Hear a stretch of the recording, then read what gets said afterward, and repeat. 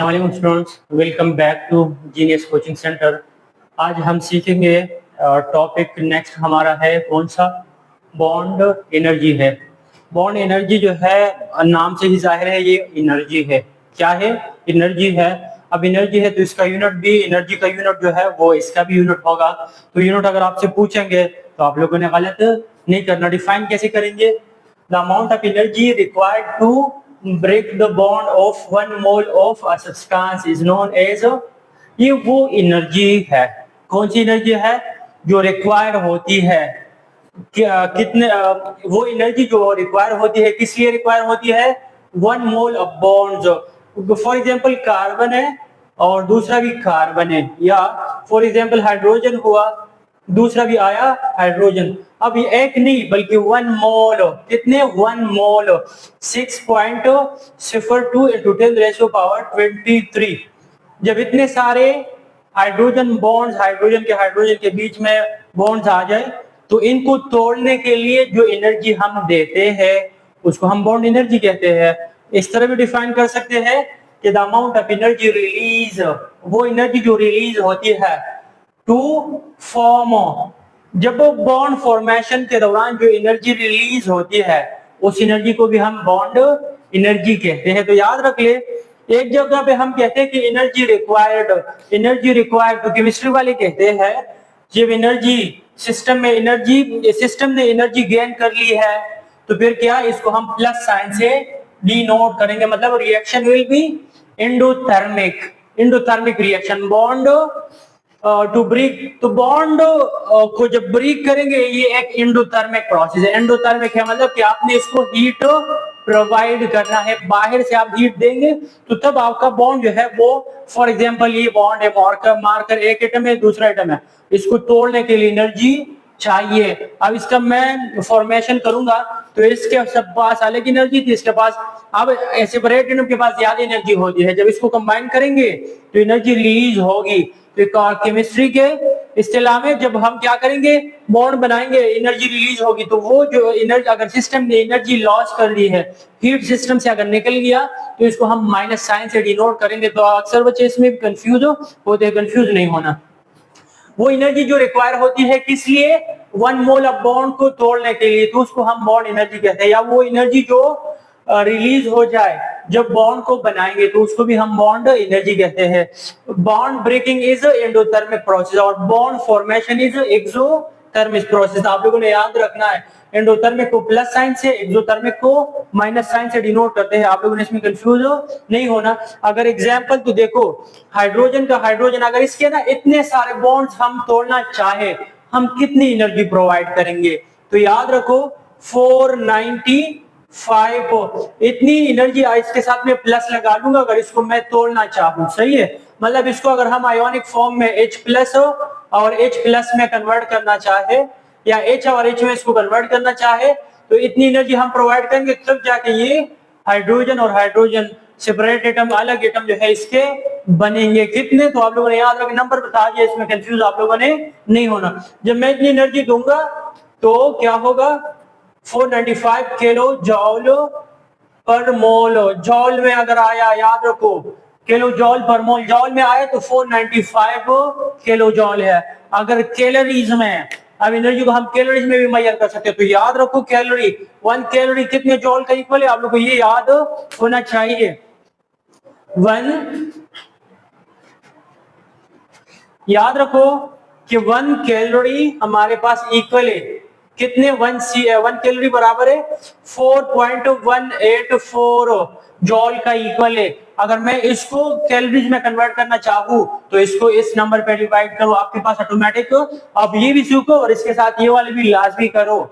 100 something, 100 plus बनेगा आप लोगों के पास आंसर, क्योंकि ये 495 है, 4 पॉइंट इतना है, तो आपका आंसर जो है 100 प्लस आपका आंसर आएगा। तो आप लोग जो है दोनों, इसमें भी करो और इसमें भी करो, ताकि फिर आप लोग के लिए कोई मसला ना हो। और उसके अलावा अगर हम इसको अगर आप इसको दोबारा बनाएंगे, फॉर एग्जांपल मैंने इसको 2 हिस्सों में डिवाइड कर दिया, H और H में, अगर इसको मैं वापस ये बनाना चाहूँ तो इतनी एनर्जी फिर रिलीज होगी, मतलब साइन इसका माइनस होगा। अक्सर वैल्यूज नहीं पूछते आपसे, अक्सर आपसे ये पूछ ले कि इसने ये बनाया तो यहाँ पे ये प्लस माइनस जो है वो आपसे पूछेंगे कि प्लस में आएगा या माइनस में, तो ये चीज आप लोग नोट कर ले।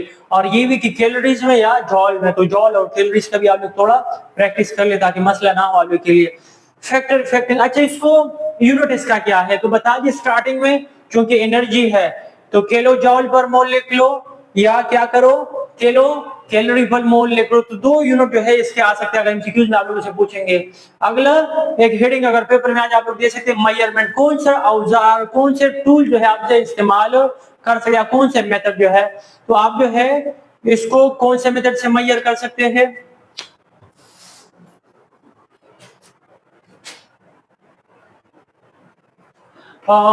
मेजरमेंट आप यहां हेडिंग दे सकते हैं। तो इसको मेजर करने के लिए ना अक्सर हम कैलोरीमेट्री जो है ये एक टेक्निक है, हम इससे हेल्प लेते हैं, या स्पेक्ट्रोस्कोपी, दोनों टेक्निक जो है आप इस्तेमाल कर सकते हैं बॉन्ड लेंथ को बॉन्ड एनर्जी को मेजर करने के लिए। कैलोरीमेट्री या स्पेक्ट्रोस्कोपी दोनों आप इस्तेमाल कर सकते हैं। इसके बाद इस पे कौन कौन से फैक्टर असरअंदाज होते हैं बॉन्ड एनर्जी पे। फैक्टर जो है बेसिक तो है, एक है पोलैरिटी है और बॉन्ड ऑर्डर है। मैंने काफी सारे एक्सप्लेन किए हैं, अगर इनकेस एमसीक्यूज में आ जाए फिर आप लोग इसको ऐसा ना हो कि आप लोग गलत कर बैठे। पहला फैक्टर जो है इसके जो असरअंदाज होता है वो बॉन्ड ऑर्डर है, मतलब कि कितने बॉन्ड्स बने। तो फॉर एग्जांपल कार्बन का कार्बन के साथ सिंगल बॉन्ड है तो बॉन्ड ऑर्डर इज 1, कार्बन का कार्बन के साथ डबल बॉन्ड तो बॉन्ड ऑर्डर इज 2, कार्बन का कार्बन के साथ ट्रिपल बॉन्ड तो बॉन्ड ऑर्डर इज 3। तो याद रखो यहाँ पे लेंथ ज्यादा है, लेंथ कम है, लेंथ और भी कम है, बॉन्ड ऑर्डर इंक्रीज करेंगे तो आपका जो बॉन्ड एनर्जी है ना वो भी इंक्रीज। तो बॉन्ड ऑर्डर का बॉन्ड एनर्जी के साथ डायरेक्ट रिलेशन है, मतलब एक को बढ़ाएंगे तो दूसरा भी बढ़ जाता है। Bond order is directly proportional to bond energy. Example given है, नाइट्रोजन के लिए लेस एनर्जी रिक्वायर है, यहाँ पे रिक्वायर एनर्जी जो है इसके लिए इससे ज्यादा एनर्जी चाहिए, और फिर इसके लिए तो इसके लिए सबसे ज्यादा एनर्जी चाहिए। यहाँ पे 2 पाई और 1 सिग्मा बॉन्ड का ब्रेक डाउन करेंगे, यहाँ पे आप 1 पाई 1 सिग्मा का ब्रेक डाउन करेंगे और यहाँ पे सिर्फ 1 सिग्मा का करेंगे। तो याद रखो हाई एनर्जी कम एनर्जी और भी कम एनर्जी चाहिए होगी अगर आप इसका ब्रेक डाउन करना चाहे। इसके बाद बॉन्ड लेंथ बता दिया, बॉन्ड लेंथ ज्यादा तो क्या होगा bond energy will be less. Bond length में ये पॉइंट मैंने एक्सप्लेन कर भी दिया है, दोबारा मैं शॉर्ट सा एक्सप्लेन कर रहा हूँ। अगर bond length is inversely proportional to bond energy, अगर बॉन्ड लेंथ बढ़ाएंगे तो एनर्जी, मतलब कि न्यूक्लियर एक दूसरे से जो दूर दूर हो उसको तोड़ना आसान है, और अगर न्यूक्लियर करीब करीब हो तो उसको तोड़ना। अब अगर देखेंगे फ्लोरीन है और दूसरा फ्लोरीन है टॉप पे है, उसको तोड़ना ये मुश्किल है। जैसे जैसे नीचे आएंगे आयोडीन I2 उसको तोड़ना थोड़ा आसान हो जाएगा आप लोग के लिए, क्योंकि उसमें जो है वो लेंथ जो है वो ग्रेटर है। ग्रेटर द बॉन्ड लेंथ तो smaller bond energy and vice, मतलब अगर बॉन्ड लेंथ ज्यादा हो तो आपकी बॉन्ड एनर्जी आपके पास क्या होगी, कम आ जाएगी। इसके बाद जो है फॉर एग्जांपल हाइड्रोजन की बॉन्ड एनर्जी जो है वो ग्रेटर है किससे, क्लोरीन और क्लोरीन की बॉन्ड एनर्जी से। हाइड्रोजन का बॉन्ड लेंथ जो है वो कम है, जबकि Cl2 का बॉन्ड लेंथ जो है वो ज्यादा है, Cl का साइज ग्रेटर है, तो इस वजह से Cl को तोड़ना आसान काम है जबकि हाइड्रोजन को तोड़ना मुश्किल काम है, क्योंकि लेंथ कम है, लेंथ ज्यादा है। अगला इंटरमॉलिक्यूलर फोर्सेस, अगर इंटरमॉलिक्यूलर फोर्सेस स्ट्रॉन्गर हो जुदा करना मुश्किल है, अगर इंटरमॉलिक्यूलर फोर्सेस वीकर हो जुदा करना आसान है। Stronger the intermolecular force, greater is the bond energy and vice versa.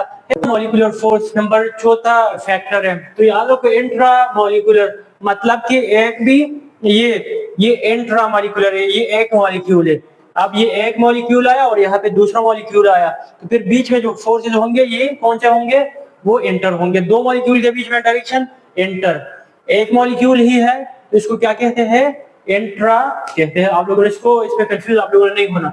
तो इंट्रा मॉलिक्यूलर फोर्स जो है, इंट्रा मॉलिक्यूलर फोर्सेस अगर बढ़ाएंगे तो बॉन्ड एनर्जी भी बढ़ जाती है। फॉर एग्जांपल फ्लोरीन ये कोवेलेंट है, कोवेलेंट बॉन्ड है, और मतलब नॉन पोलर कोवेलेंट है, और यहाँ पे HF है, इलेक्ट्रोनेगेटिविटी डिफरेंस है 1.9 है। यहाँ पे इलेक्ट्रोनेगेटिविटी डिफरेंस 0.0 है। जब डिफरेंस जितना बढ़ाएंगे ना, मतलब कि इंट्रामोलिकुलर फोर्सेस यहाँ स्ट्रॉन्गर है, यहाँ पे वीकर है, तो इसको तोड़ना मुश्किल है, इसको तोड़ना आसान है। ये पॉइंट मैं नीचे एक्सप्लेन कर चुका हूँ।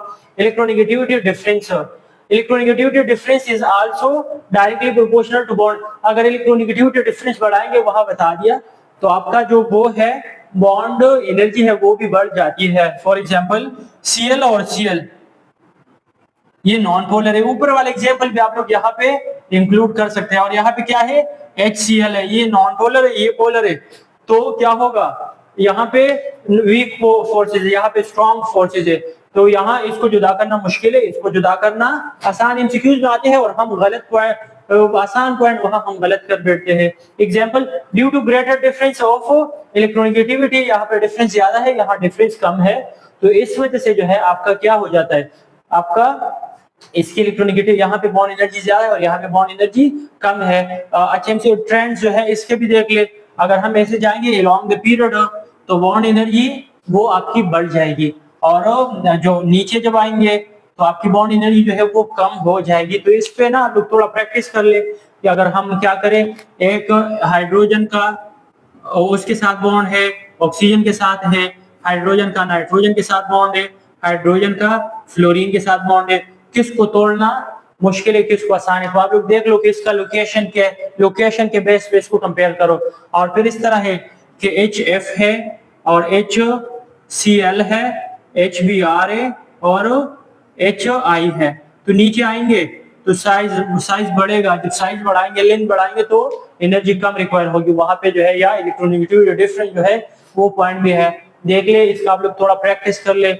बास टाइम आसान टॉपिक जो है वो हम उसको आसान समझकर उसको छोड़ देते हैं, या उसको कम टाइम मतलब जस्ट रीड करके आगे निकल जाते हैं। तो यही हमारा असल नुकसान होता है।